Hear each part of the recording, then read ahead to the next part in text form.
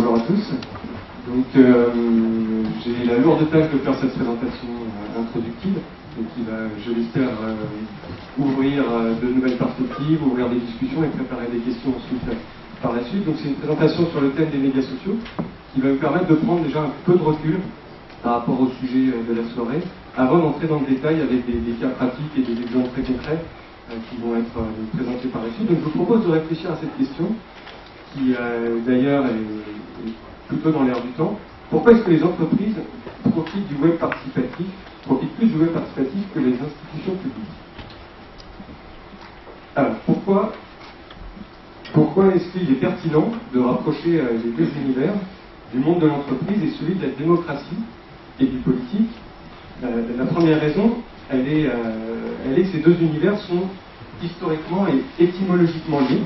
Si vous regardez cette origine du mot client et du mot patron, donc de la relation entre client et patron, à Rome, le client est un individu de position sociale modeste qui se mettait sous la protection du riche patron, donc patronus vient de pater le père en latin, qui lui assurait une aide matérielle régulière, notamment des conseils juridiques, une aide financière pour manger qu'on appelle le bol, en échange de divers services, un appui électoral, un accompagnement au forum ou des soutiens lors de procès. Ainsi, par exemple, Tiberius Gracchus, qui est tribun de la plaie, quand il allait au forum, se faisait accompagner de tous ses clients. Quand il allait briguer une position politique, il se faisait accompagner de tous ses clients sur le forum, et de là est venu le mot de clientèle, le clientélisme, qu'on retrouve d'ailleurs dans les partis politiques, on parle parfois de clientélisme politique.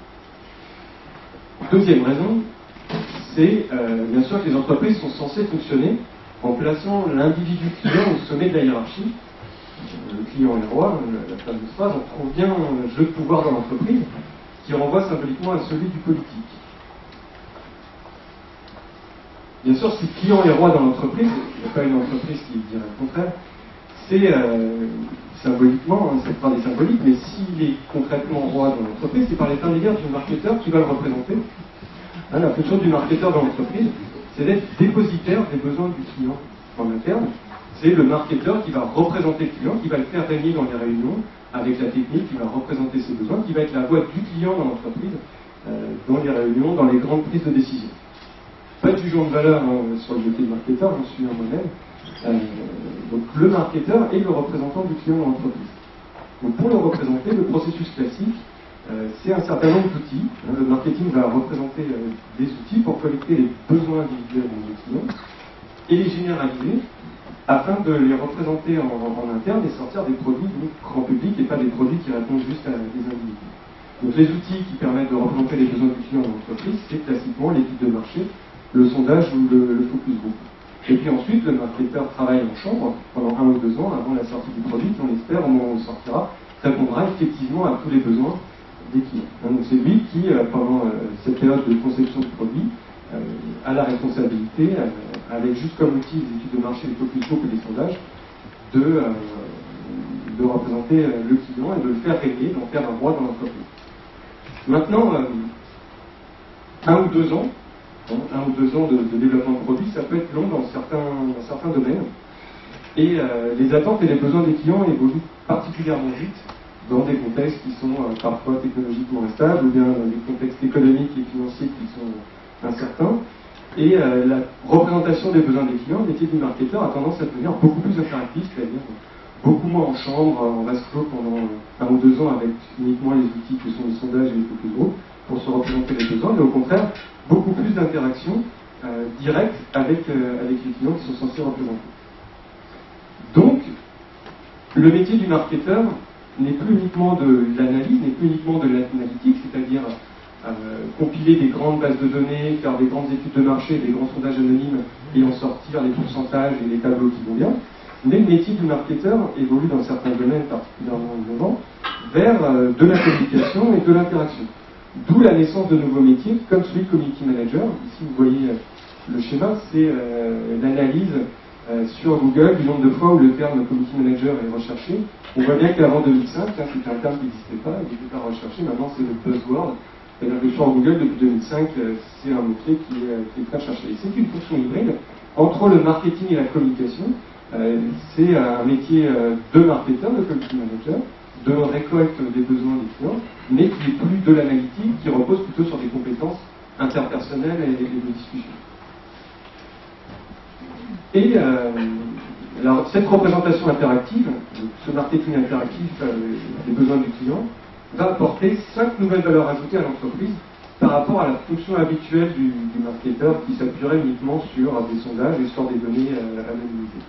Donc ces valeurs ajoutées, ces apports nouveaux du marketing interactif, de cette représentation interactive des besoins du client, passant par des community managers, ce sont l'agilité, la connaissance, la légitimité, l'utilité et la prévisibilité. Donc je vais vous montrer des exemples concrets. L'agilité, c'est la première valeur ajoutée de ces interactions, du passage à la représentation interactive des besoins du client.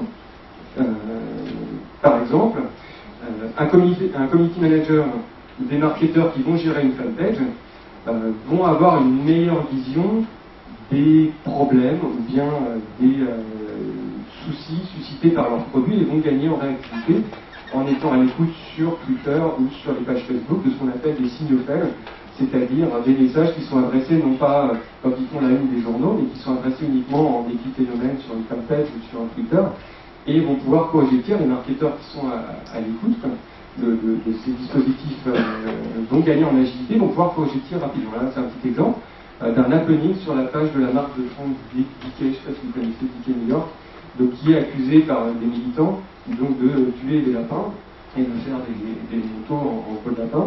Et donc ils ont décidé de changer tous leurs avatars et de faire une phrase avec leurs avatars. Vous voyez les lettres Dickey Bunny Butcher, qui veut dire Dickey tueur de lapin, et réalisé en modifiant l'avatar des personnes qui postent un message sur le wall de la marque, donc sur le mur de la marque. Donc c'est une espèce de cyber-manifestation. Donc si vous êtes marketeur et que vous avez la main sur cette page, si vous êtes community manager, vous allez normalement, avant que le problème fasse la une des grands journaux, déceler qu'il y a une revendication de la part de vos clients par rapport à vos produits et vous modifier des tirs. Donc vous gagnez en agilité. Deuxième valeur ajoutée de ces interactions, un apport de connaissances. Classiquement, c'est ce qu'on appelle le crowdsourcing, c'est-à-dire se retourner vers le client pour compléter des besoins qu'on n'arrive pas à faire en interne. Donc c'est lorsque l'entreprise et le marketing ne trouvent pas toutes les réponses aux besoins des clients, elles vont se retourner vers ces mêmes clients en leur demandant de contribuer aux produits ou aux services. Donc petit exemple de ce que fait Procter & Gamble dans ce domaine. Ils utilisent une plateforme justement de participation où ils déposent des problèmes de recherche et développement qui s'appelle Innocentive, qui est partagée d'ailleurs avec Dupont, Dow, Novartis et Boeing, où ces entreprises vont poser des problèmes de R&D sur ces plateformes-là et vont demander à des clients, en tout cas vont demander aux personnes qui utilisent cette plateforme de les aider à résoudre ces problèmes de R&D, moyennant bien sûr une rémunération. Et donc, vous voyez les résultats concrets, près de 35% des nouveaux produits Procter & Gamble contiennent des éléments d'origine externe à leur R&D, c'est-à-dire sont devenus d'idées qui ont été proposées par l'extérieur, bien sûr pour lesquelles les gens sont rémunérés. Troisième apport donc, de cette représentation interactive, c'est la légitimité. Parce qu'interagir avec des communautés qui sont les plus actives, les plus en pointe sur vos sujets, vos services, ça légitime ensuite le choix final qui est fait par l'entreprise. Le choix final relatif à une. Concrètement, lorsque Peter Jackson a voulu adapter donc, le livre de Tolkien, Le Seigneur des Anneaux, plutôt que de dire, ben voilà, je vais faire une adaptation dans mon coin du Seigneur des Anneaux, et puis ben, ça sera ça, la véritable adaptation, et les gens vont le prendre tel quel, ils ont tout de suite contacté les fans préexistants du livre et de l'œuvre de Tolkien, et les ont mis dans différents groupes de discussion pour savoir si l'adaptation cinématographique qui était en train de réaliser était bien conforme à l'esprit de l'œuvre. C'est-à-dire qu'au lieu d'avoir une posture et de se dire je suis dépositaire, moi Peter Jackson, de l'esprit de Tolkien, c'est le sens de cette petite citation en bas à droite, il aurait été vraiment arrogant de dire le Seigneur des Anneaux c'est nous, venez à nous. Ils ont eu une posture vraiment d'écoute, de concertation avec les communautés existantes de fans du film, et ça a légitimé ensuite l'œuvre en faisant vraiment une œuvre en rapport avec l'esprit du livre. Quatrième apport d'utilité, c'est possible lorsque le marketeur considère que les clients peuvent aussi créer de la valeur pour l'entreprise et les autres, et non plus que le marketeur et l'entreprise aient le monopole de création de valeur. Donc c'est la logique de ce qu'on appelle dans le web le mashup, c'est laisser les utilisateurs modifier, enrichir le produit, plutôt que considérer que le produit, quand il sort de l'entreprise, il n'a pu être modifié, c'est considérer que le client, avec ses ajouts et ses apports, peut aussi enrichir le produit. Je vous ai pris l'exemple là d'un mashup, c'est-à-dire un mélange entre le service Google Maps et des contributions des internautes qui, sur une carte Google Maps, ont inséré les endroits où se trouvaient les garages les moins chers de la ville. Et donc finalement, ça enrichit l'utilité du service Google Maps, et c'est les clients qui viennent décliner de nouveaux services sur la base du service qui a été prévu initialement. Et puis le dernier rapport, surtout dans les secteurs où on a une forte volatilité, c'est un apport de prédictibilité. Donc, je vous prends l'exemple du Hollywood Stock Exchange. Donc c'est une plateforme, c'est une bourse d'échange en fait, sauf que les valeurs qui sont cotées, ce sont les résultats aux Oscars. Et donc les internautes achètent ou vendent du Tom Cruise et ils ont passé des meilleurs. Et finalement, les résultats qui sortent de cette place de marché sont bien meilleurs que les estimations des grandes critiques américaines, puisque le Hollywood Stock Exchange ne s'est trompé qu'une seule fois en 4 ans pour deviner les premières places des Oscars. Donc imaginez dans un secteur comme l'entertainment, où le nombre d'entrées en cinéma est lié au temps qu'il va faire dehors. Si c'est une bonne semaine et qu'il fait beau, il n'y aura personne qui viendra voir le film. S'il pleut, il y aura beaucoup de monde. Dans les secteurs à forte volatilité, ce type de dispositif a une vraie valeur pour le marketeur. Et cette mécanique de représentation est le fondement même, bien sûr, d'un autre système qui est la démocratie dite indirecte, qu'on appelle la démocratie représentative dans laquelle nous sommes. C'est-à-dire qu'en démocratie, aujourd'hui, le peuple est au pouvoir à travers ses représentants, à travers ses élus, qui sont chargés de dégager du bien commun à partir des situations individuelles. Donc finalement, on a aussi une représentation à l'œuvre dans le système démocratique, et pas uniquement dans le domaine de l'entreprise où le client règne par l'intermédiaire des marketeurs. Et la démocratie représentative pourrait aussi profiter de ces 5 apports pour peu qu'elle fasse les ajustements et les concessions nécessaires, comme on va le voir. Donc on prend ces 5 apports. Donc l'agilité, aujourd'hui les instances représentatives pourraient gagner en agilité pour peu qu'elles officialisent un vrai canal remontant, pour peu qu'elles officialisent un vrai canal d'écoute sur lequel elles s'engageraient à justement écouter des signaux faibles, des revendications qui ne sont pas encore à la une des journaux. Je prends l'exemple là du site de la mairie de Paris, où depuis la fin de l'année dernière, la mairie de Paris s'engage à passer au conseil municipal toute demande qui ferait l'objet de plus de 54 000 signatures, soit 3% des Parisiens. Ça ne paraît pas beaucoup, mais en fait c'est assez énorme si vous comparez à son équivalent anglais, le site number10.gov.uk, où le seuil est fixé à 500 signatures. Donc là, on y va un peu à reculons en plaçant un seuil à 54 000 signatures avant de s'engager à apporter une réponse aux problèmes qui sont signalés. Deuxième apport, c'est la connaissance qui est possible sur les grands sujets de politique publique, pour peu qu'on prenne l'habitude de partager des données, notamment de les mettre à disposition. Comment on peut attendre des résolutions à des problèmes si on ne partage pas des données? Là-dessus, les gouvernements anglo-saxons sont bien plus en avant, sont plus transparents, puisque c'est eux qui ont lancé le mouvement qu'on appelle Open Data depuis 2 ans. Donc je pense aussi data.gouv ou data.gouv.uk. À l'échelle locale en France, on a Rennes qui met à disposition des données publiques. Donc il consiste à ouvrir les vannes des données qui sont financées par l'argent public, que ce soit le cadastre, que ce soit des données d'état civil, des données sur le territoire, et dans des formats qui sont facilement réutilisables pour en faire des applications, pour en faire des sites web. Troisième apport, qui est possible par la concertation, c'est la légitimité pour des décisions qui sont des décisions politiquement engageantes, qui sont des grandes réformes, où à chaque fois on doit convaincre les gens que la réforme est nécessaire. Et les dispositifs de concertation aideraient à légitimer ces grandes réformes si et seulement si ce n'était pas que des dispositifs de communication, si et seulement si ce n'était pas que de la forme. Je prends l'exemple là de la réponse qui m'a été adressée par l'équipe en charge du site de concertation justement sur l'apprentissage, où je leur ai dit, ben voilà, je trouve ça bizarre, votre site, on peut déposer des idées, ça a l'air d'être un grand site de concertation sur l'avenir de l'apprentissage, sauf que concrètement, comment vous vous engagez, à quoi va servir les recommandations que je vais partager avec vous, et à quoi sert la concertation. Et on a répondu que la vocation de la plateforme reste la valorisation du débat entre les internautes, sur l'engagement du ministère. Cette plateforme a pour objectif premier de recueillir les expériences et les propositions de chacun uniquement. C'est-à-dire qu'il manque, pour qu'il y ait une légitimité qui sorte de ces dispositifs concertatifs, il manque un engagement, pas forcément de résultats, mais en tout cas un engagement de moyens. Il manque des objectifs clairs sur comment vont être utilisés les débats, les données qui sont diffusées, quelle est la transparence à travers ce dispositif concertatif. L'utilité aussi du pouvoir législatif peut être renforcée avec un canal remontant. hein, pour augmenter notamment l'adéquation des lois qui sont votées au Parlement avec les besoins des citoyens. En France, vous savez, on a un peu un petit souci qui est qu'à chaque fois qu'un problème passe au journal de 20 heures, bah derrière il y a une loi qui est votée le lendemain, donc on se retrouve en fait avec une loi sur deux qui n'est pas appliquée, malheureusement. Ça veut dire beaucoup de travail parlementaire qui au lieu pour rien. Un petit indicateur, le journal officiel, donc là où on diffuse les lois qui sont promulguées, a dû noircir 23 300 pages en 2009, contre 12 500 en 1970 et 17 000 en 1990. C'est-à-dire qu'on n'a jamais autant légiféré, le Parlement n'a jamais autant travaillé sur des micro-légiférations, des micro-lois qui s'appliquent dans un cas. Et derrière, du coup, on se retrouve avec des lois qui parfois sont en inadéquation avec les besoins des citoyens, et donc il manque ce canal remontant, un exemple qui est le médiateur de la République, initiative assez récente, et qui justement vient servir de canal remontant à chaque fois que vous êtes face à l'administration et que la loi est mal faite, qu'il y a une inadéquation patente de la loi avec le quotidien des citoyens. Le médiateur de la République va faire remonter ça au législateur et va l'encourager à modifier la loi.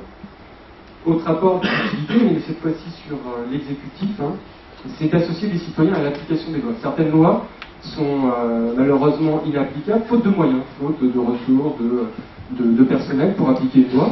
Et donc, encore une fois, le citoyen aurait un rôle à jouer pour aider à appliquer les lois afin d'augmenter l'utilité des lois qui sont votées. Je prends l'exemple du site internet signalement.gouv.fr. Donc c'est un site où, quand vous naviguez sur la toile, vous voyez un site hors la loi, ça peut être un site pédophile, ça peut être un site de phishing, qui ouvertement vole vos données bancaires. Vous pouvez les signaler par courriel sur internet signalement.gouv.fr. Et donc sur les 26 000 signalements qui ont été envoyés au site, près de 3 500 messages ont ensuite été forwardés à des enquêteurs et qui ont abouti à la fermeture de 800 sites. C'est une co-application de la loi qui va renforcer l'utilité de la loi qui est derrière votée par l'État. Enfin, la prédictibilité, encore une fois, du contexte économique et du contexte social. On sait que c'est très important quand on veut planifier une politique à long terme, c'est prédire le plessorage de croissance du PIB, du chômage, l'inflation, etc. Ça pourrait être affiné avec le même mécanisme de place de marché qu'on vient de voir tout à l'heure. Je prends l'exemple de l'Iowa Electronic Market aux États-Unis. C'est l'université de l'Iowa qui a mis sur pied cette place de marché où les valeurs que vous échangez, les valeurs qui sont cotées, ce sont les résultats des élections, que ce soit des élections sénatoriales, des élections nationales ou internationales. Et en fait, cette mécanique est bien plus fiable. On arrive beaucoup mieux à anticiper les résultats des élections américaines à travers cette mécanique de place de marché qu'à travers les sondages, puisque sur 49 élections qui ont lieu entre 88 et 2000 aux États-Unis, l'Iowa Electronic Market a été plus juste que les sondages pour estimer qui va gagner dans les 3/4 des cas. Donc là, encore un apport de prédictibilité. Imaginez que les valeurs cotées, ce soit l'inflation, le chômage, etc. Ça aiderait, on fait appel à la rationalité des citoyens et ça aiderait à mieux planifier et à mieux anticiper des évolutions économiques. Donc pour conclure, est-ce que je vais un peu dépasser le temps, si vous voulez.